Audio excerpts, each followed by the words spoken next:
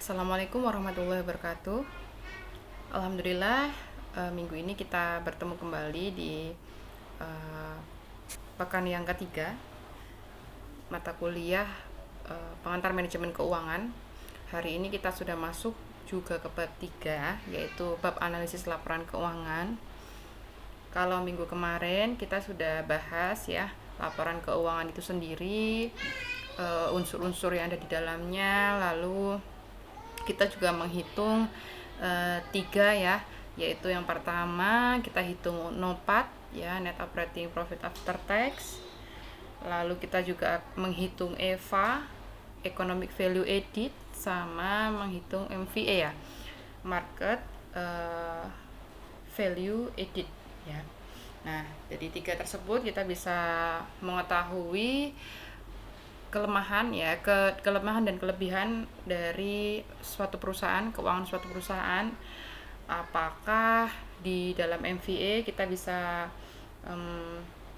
menghitung dan menganalisis apakah perusahaan tersebut berhasil untuk menaikkan nilai perusahaan ya, dengan menaikkan pula harga per lembar sahamnya gitu. Dan juga kalau kita di EVA, kita juga bisa mengetahui laba ekonomi yang sebenarnya di dalam perusahaan itu berapa gitu ya. Lalu kita juga bisa menghitung NOPAT ya, net operating profit after tax-nya berapa. Oke. Nah, itu di pekan lalu.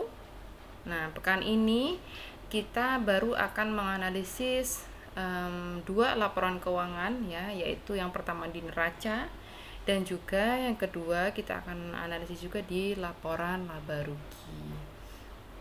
Baik.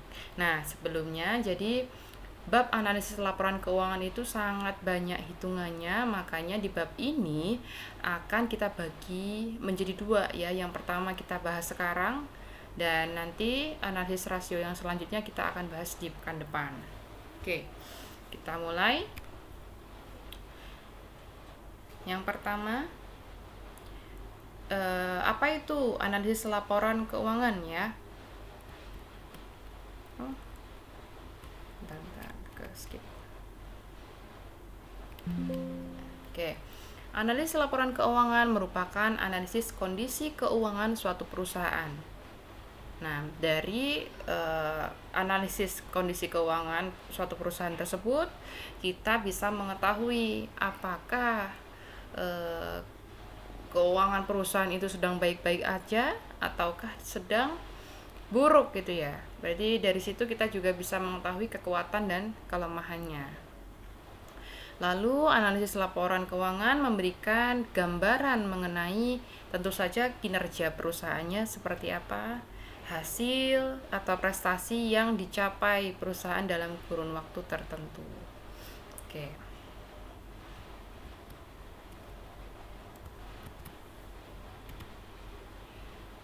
Nah, tentu saja analisis laporan keuangan ini juga akan berguna untuk pihak lagi ya, kita ngomongin pihak yang akan memanfaatkan analisa laporan keuangan ini, yaitu pihak internal dan eksternal. Pihak internal berupa si manajemen perusahaan itu ya, baik level atas sampai level bawah, lalu ya pemiliknya, karyawannya, lalu pihak eksternal ada kreditor, ada investor, ada pemerintah, dan lain-lain. Nah, jadi dalam analisis rasio keuangan itu terdapat beberapa jenis. Nah, namun analisis yang paling banyak dan sering digunakan itu adalah analisis rasio namanya ya. Nah, analisis rasio ini merupakan penulisan kembali unsur-unsur neraca dan laporan laba rugi dalam bentuk perbandingan. Nanti akan kita perbandingkan. Nah, terdapat dua cara nih dalam menggunakan analisis rasio keuangan. Yang pertama yaitu membandingkan rasio-rasio keuangan perusahaan yang sama ya, dari tahun ke tahun dengan menggunakan data time series atau data berurutan. Nah, contohnya misalnya PT perusahaan Unilever gitu ya. Nah, dia membandingkan em, laporan keuangan misalnya neraca dia bandingkan dengan tahun 2022 dengan tahun 2021 di perusahaan yang sama gitu. Nah, kalau yang kedua, ini bisa kita bandingkan rasio keuangan perusahaan dengan rasio keuangan di industri. Ya, di industri yang sama. Gabungan rasio keuangan perusahaan sejenis pada tahun yang sama. Nah, jadi kalau tadi PT-nya sama tapi tahunnya beda. Kalau sekarang itu PT-nya beda tapi tahunnya sama ya. Nah, contohnya nih misalnya perusahaan rokok ya, gudang garam. Nah, gudang garam ini akan membandingkan rasio keuangan di gabungan industri rokok ya. Misalnya nih contohnya dengan Sampurna, dengan apalagi ya, ya dengan industri rokok yang lain gitu. Nah, tapi ini di tahun yang sama. Nah, pengelompokan rasio keuangan. Yang pertama berdasarkan sumbernya. Berdasarkan sumbernya tentu ada rasio neraca yang dia akan dihitung ya dengan membandingkan unsur-unsur yang ada di neraca. Rasio laba rugi juga begitu di unsur-unsur laporan laba rugi. Kalau rasio campuran itu membandingkan unsur-unsur yang ada di laporan neraca dan juga laporan laba rugi. Nah, berdasarkan penggunaannya ini cukup banyak ya. Dan ini punya sub rasionya ya masing-masing. Rasio likuiditas, rasio liabilitas, rasio aktivitas, rasio profitabilitas dan juga rasio penilaian ini sangat banyak dan dia punya sub rasionya masing-masing ya, punya cabang rasionya masing-masing. Nah, hari ini kita akan menghitung rasio berdasarkan penggunaannya. Oke. Ini tadi berdasarkan sumbernya tadi yang pertama ada rasio neraca, dia membandingkan unsur neraca. Kalau laba rugi dengan laba rugi, kalau campuran ya dicampur neraca dan laba rugi. Berdasarkan penggunaannya ya, yang pertama ada rasio likuiditas. Rasio ini untuk menunjukkan bagaimana kemampuan perusahaan ini dalam membayar kewajiban jangka pendeknya gitu ya. Jadi kemampuan ini tentunya dilihat dari asetnya ya. Apakah aset-aset yang dimiliki oleh perusahaan yang ada di neraca ini akan mampu untuk membayar ya, hutang-hutang jangka pendeknya. Nah, itu adalah rasio likuiditas, namanya juga liquid ya.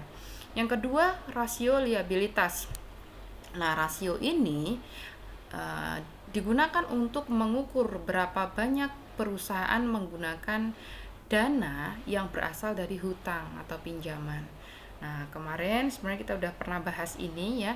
Jadi sumber dana yang dimiliki oleh perusahaan itu bisa dari hutang ataukah bisa dari sumber yang lain, yaitu ada dari modal.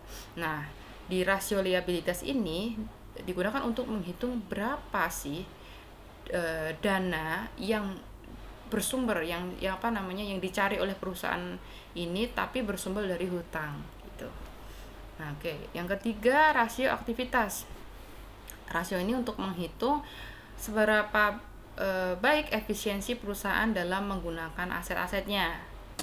Oke. Yang keempat, rasio profitabilitas. Sesuai namanya, rasio ini digunakan untuk mengukur kemampuan perusahaan dalam mendapatkan keuntungan dari penggunaan dananya ya.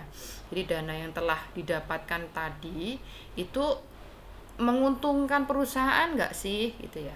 Nah, itu dihitung di sini. Yang kelima, rasio penilaian. Rasio ini digunakan untuk menilai kemampuan manajemen menciptakan nilai pasar agar melebihi biaya modal yang digunakan. Oke. Nah, ini adalah sub rasio dari rasio likuiditas. Ada 3. Yang pertama ada rasio aset lancar. Yang kedua ada rasio cepat, yang ketiga ada rasio tunai.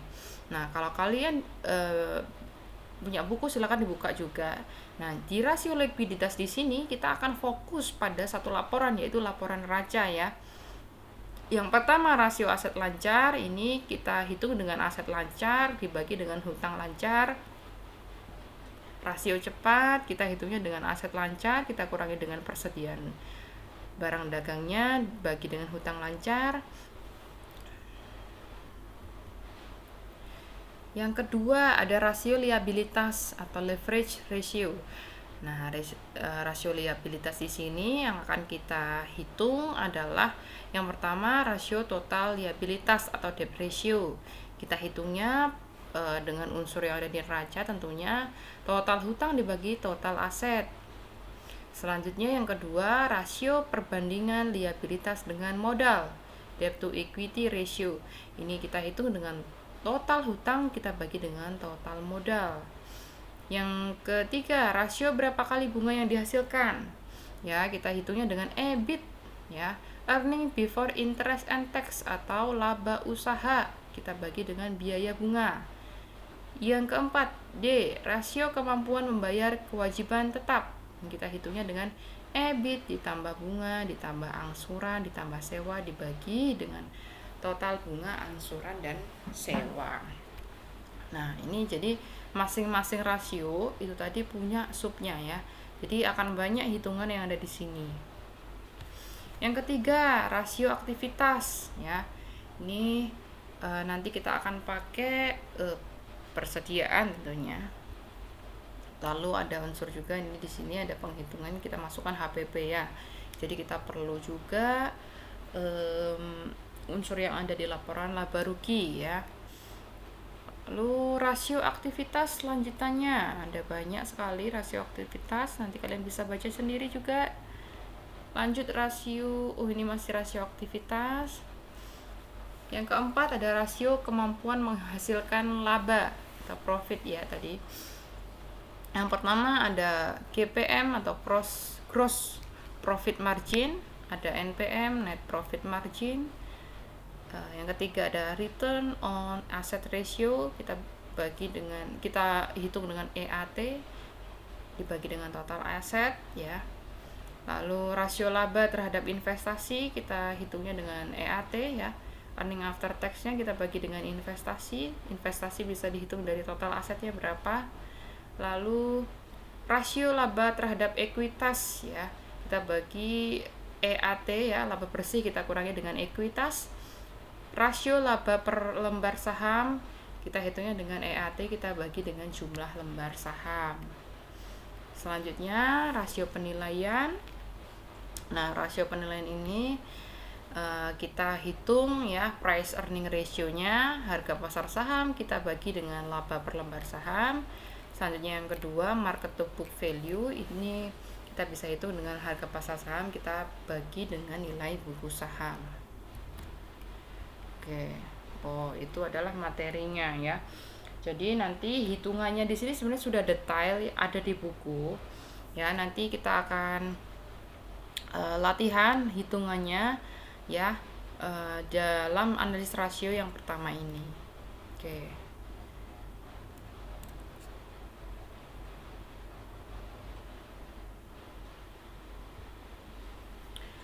Baik, jadi ini adalah contoh dari hitungannya ya.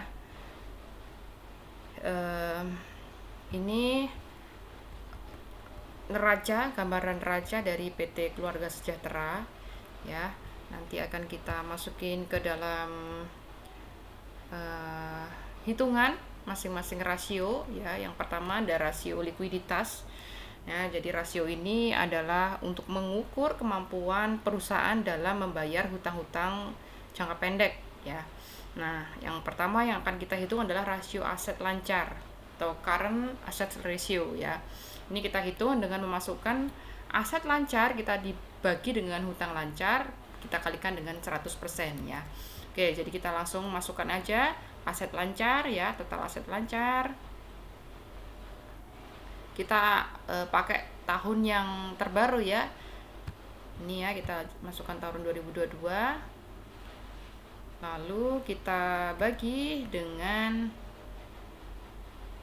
utang lancar. Total hutang lancar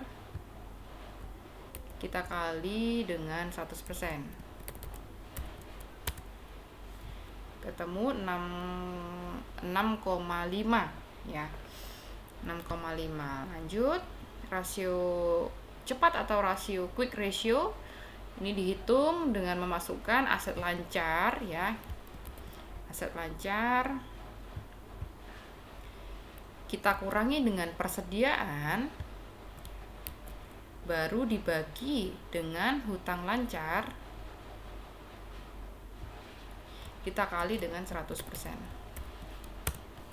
Ketemu 4,7. Nah, ini adalah quick ratio ya. Quick ratio. Selanjutnya yang ketiga itu ada rasio tunai. Rasio tunai ini kita bisa hitung dengan memasukkan kas ya.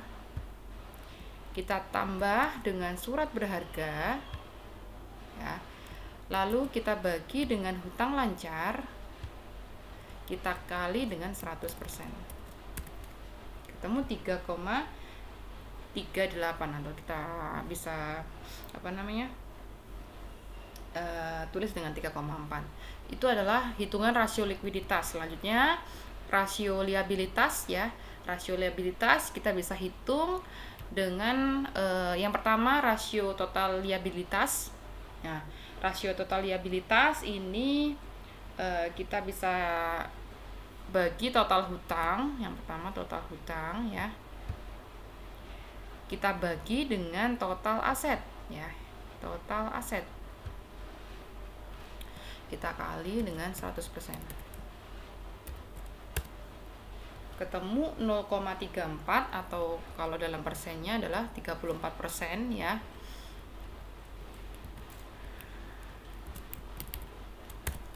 %. Begini deh.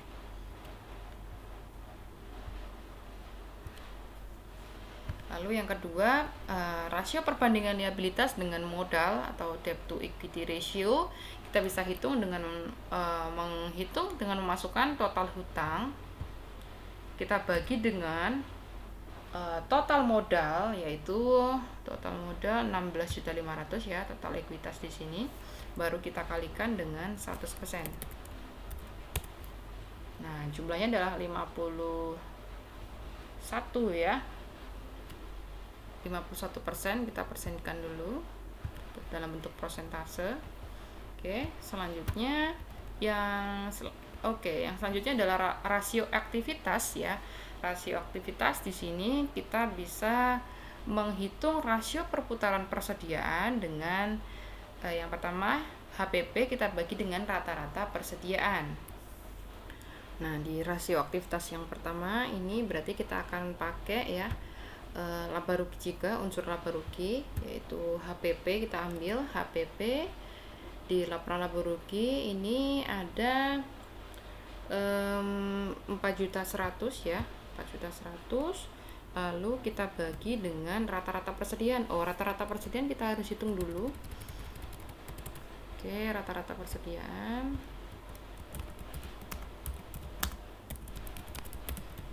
Nah, rata-rata persediaan ini adalah diambil dari laporan neraca, yaitu di aset lancar persediaan di tahun 2021 ya. Lalu kita tambah dengan tahun di persediaan tahun 2022, baru kita bagi 2 ya. Bagi 2. Ketemu 1 miliar ya. Ini karena dalam ribuan ya, 1.251 juta rupiah ya.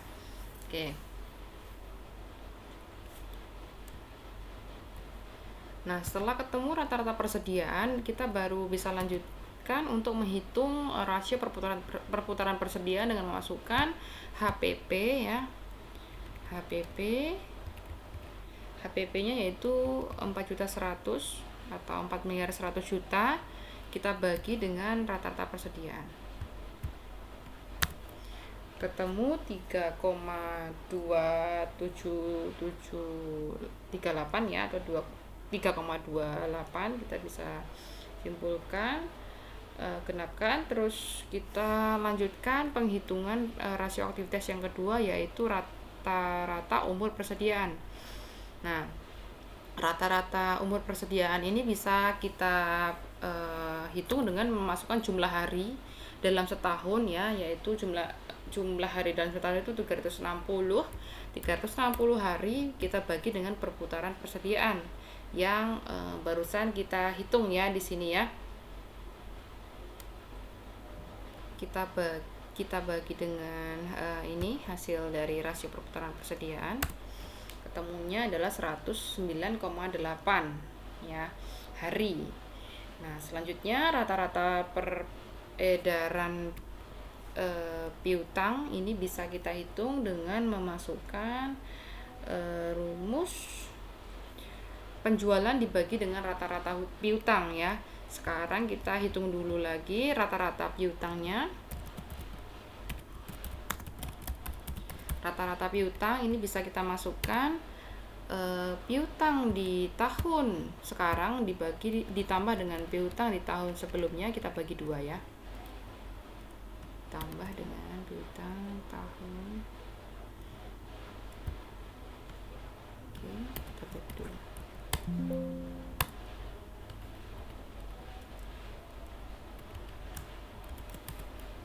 850.000 rupiah ya. Nah, setelah kita ketemu dengan rata-rata piutang, baru kita bisa hitung rata-rata peredaran piutangnya.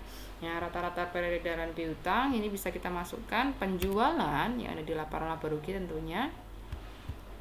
Kita bagi dengan rata-rata piutang yang sudah kita hitung ya. Ketemu 14,705 ya, 14,7 kali. Nah, selanjutnya rasio kemampuan menghasilkan laba ya. Rasio kemampuan menghasilkan laba ini kita gunakan untuk mengukur seberapa besar sih tingkat keuntungan yang diperoleh oleh perusahaan. Nah, yang pertama kita hitung adalah GPM, yaitu gross profit margin. Ya, namanya juga gross, berarti kita akan memasukkan unsur laba kotor di sini. Nah, kita langsung masukkan gross profit margin itu adalah dihitung dari laba kotor dibagi penjualan dikali 100%, berarti kita akan memasukkan unsur yang ada di laporan laba rugi ya. Oke. Ya, karena dia memasukkan laba kotor, berarti kita akan hitungnya dengan EBITDA ya. EBITDA itu laba kotor di tahun 2022. Lalu kita bagi dengan total penjualan 12.500.000, baru kita kalikan dengan 100%. Ketemu 0,672 atau kita persentasekan sebesar 67% ya. Gross profit marginnya adalah 67%. Selanjutnya NPM ya, net profit margin, ini kita masukkan unsur laba bersih. Ya, laba bersih berarti kita masukannya adalah ini ya. EAT ya, laba bersih kita masukkan, lalu kita bagi dengan penjualan, kita kalikan dengan 100%, ketemu 0,377 atau kalau kita persentasekan yaitu 37%. Nah, ini adalah rasio margin laba bersih. Setelah itu yang ketiga ini adalah rasio laba bersih terhadap total aset. Nah, ya, kita masukkannya juga dengan laba bersih lagi ya. Kita masukkan laba bersihnya, kita bagi dengan total aset ya. Total aset berarti kita ke neraca ya. Sini baru kita kalikan dengan 100%. Ketemu 0,1872 atau kita persentasekan 19% ya. Setelah itu ROI ya, return on investment. Kita bisa masukkan EAT lagi, laba bersih lagi, kita bagi dengan investasinya ya. Investasi ini kita bisa masukkan dengan total aset juga ya. Berarti hitungannya sama dengan rasio laba bersih terhadap total aset ini ya. Kita masukkan total asetnya yaitu 25 juta, baru kita kali dengan 100% ya, ketemu 1872 lagi, kita persentasekan 19%. Yang kelima, ROE, return on equity ya. On equity ini kita bisa hitung dengan EAT, laba bersih. Kita bagi dengan ekuitas ya, ekuitas 16.500, baru kita kalikan dengan 100%. Ketemu 0,283 atau kita presentasikan menjadi 28% ya. Oke, kita lanjutkan laba per share ya, earning per share. Ini kita bisa hitung dengan memasukkan EAT yaitu 4680, kita bagi dengan earning per share, kita bagi dengan jumlah lembar saham ya. Jumlah lembar saham ini bisa kita lihat di neraca ya, di sini dia. Nah, di sini ada keterangannya 1 juta lembar saham ya, berarti kita masukkan dibagi dengan 1 juta baru dikali dengan 100%, ketemu 4,68 ya.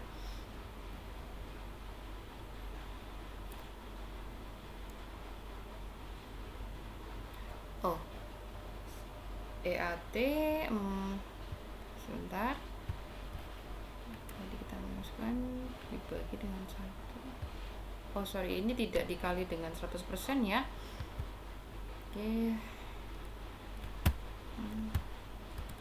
Karena gitu kita menghitungnya laba bukan persentase, jadi kita nggak usah kalikan 100% tadi.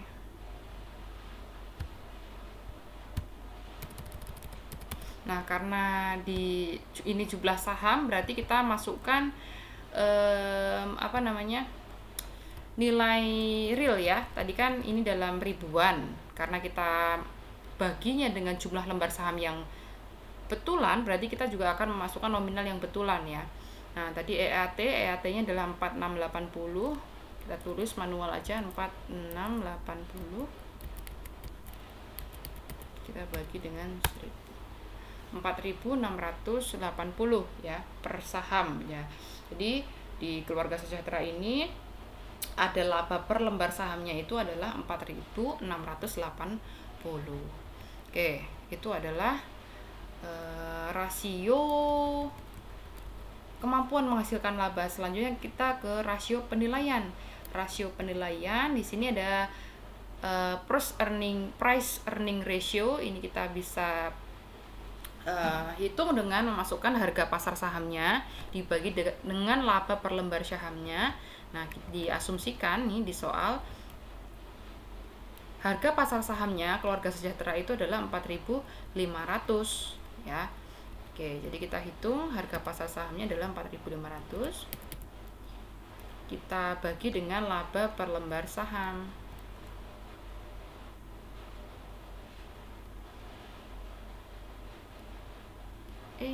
Sorry. Ibu salah masukin harganya. Harga per lembar sahamnya yang ada di buku itu adalah 20.000 ya. 20.000 ya. Jadi kita hitung harga pasar saham sekarang adalah 20.000. Kita bagi dengan laba per lembar sahamnya yang kita sudah hitung di angka 6 tadi ya, laba per share-nya 4.680. Nah, ketemu 4,27 kali ya. Oke. Selanjutnya market to book value. Nah, ini kita bisa masukin harga pasar saham. Harga pasar saham tadi adalah 20.000 ya. Lalu kita bagi dengan nilai buku saham. Nilai buku saham berarti kita bisa lihat di bagian neraca. Di bagian neraca di sini ya. Nah, ini ada 14 juta ya. Nah, sedangkan dia punya 1 juta lembar saham, berarti ngitungnya adalah 14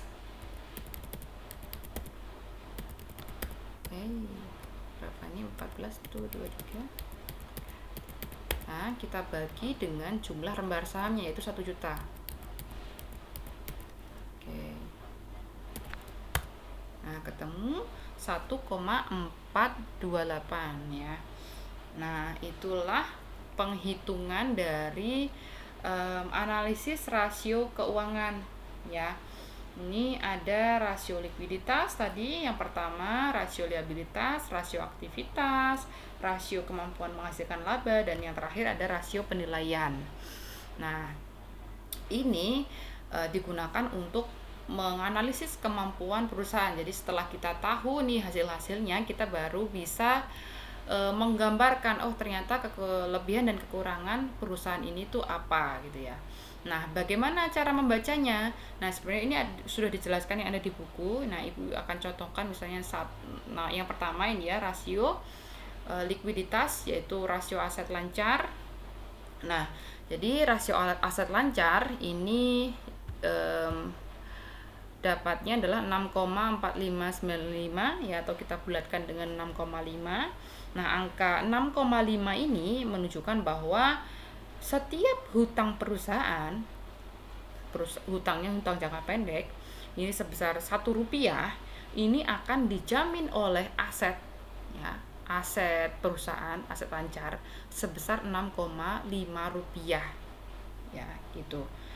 Nah, jadi nanti akan ada penjelasan terkait hasil dari analisis rasio yang telah kita hitung barusan ya, gitu. Ya, oke.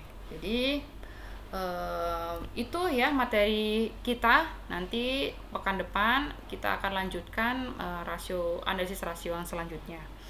Baik, semoga materinya bermanfaat. Maaf kalau ada kekurangan.